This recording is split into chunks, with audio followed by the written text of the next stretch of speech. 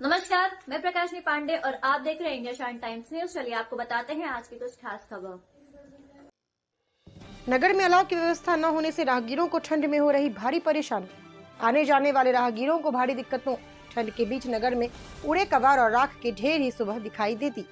India news विजय साहनी। चौपन नगर पंचायत में उदासीनता।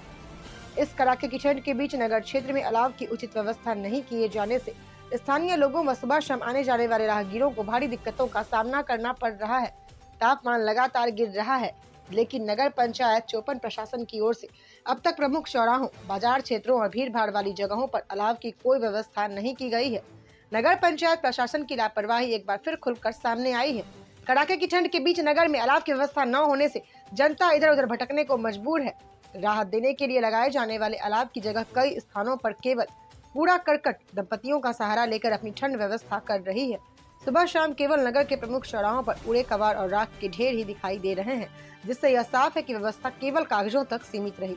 स्थानीय नागरिकों ने बताया, हर साल की तरह इस बार भी प्रशासन ने अलाव की समुचित व्यवस्था का दावा किया था, लेकिन जमीनी स्थिति बिल्कुल विपरीत है।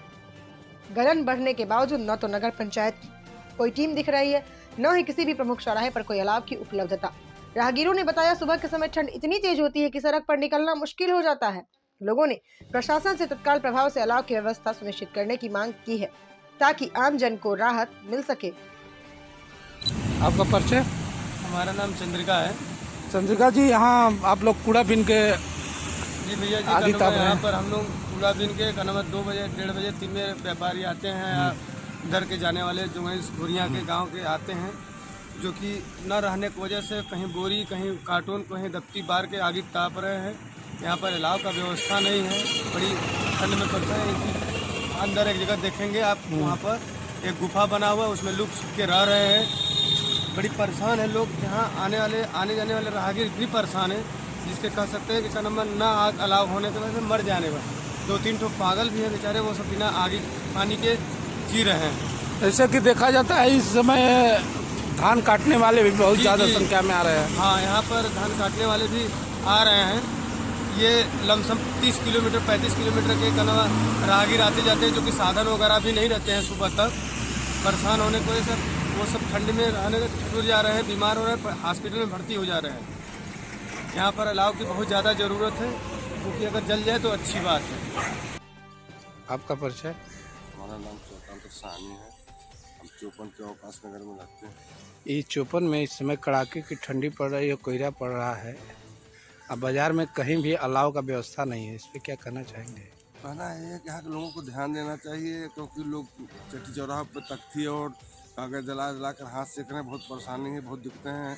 हर जगह जहाँ अलाव जलते थे वहाँ लकड़ी की ज़रूरत है तत्काल।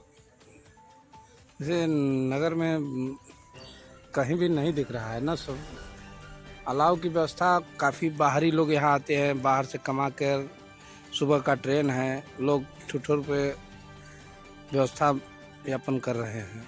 इस पे सब परेशान है। यहाँ के लोग कोई ध्यान नहीं देते हैं। यहाँ के लोग को खाना पूर्ति वाला काम करते हैं और कुछ काम करते हैं, मेन काम नहीं करते हैं। यहाँ केवल जब सब हो जाएगा, ठंडी खत्म हो जाए, लोग व्यवस्था कर लेंगे, तब जाकर के लोग लकड़ी लाएंगे खाना पूर्ति के लिए। हमारे आधा ठंडी बीत गई, मान लीजिए जी, आधा बची है, उसी में अलाव खाना पूर्ति कर लेंगे लोग अपना। खाना पूर्ति के लिए लोग काम करते हैं और मेन काम नहीं करते। जो करना चाहिए जनता की सेवा के लिए कोई काम नहीं किया जाता।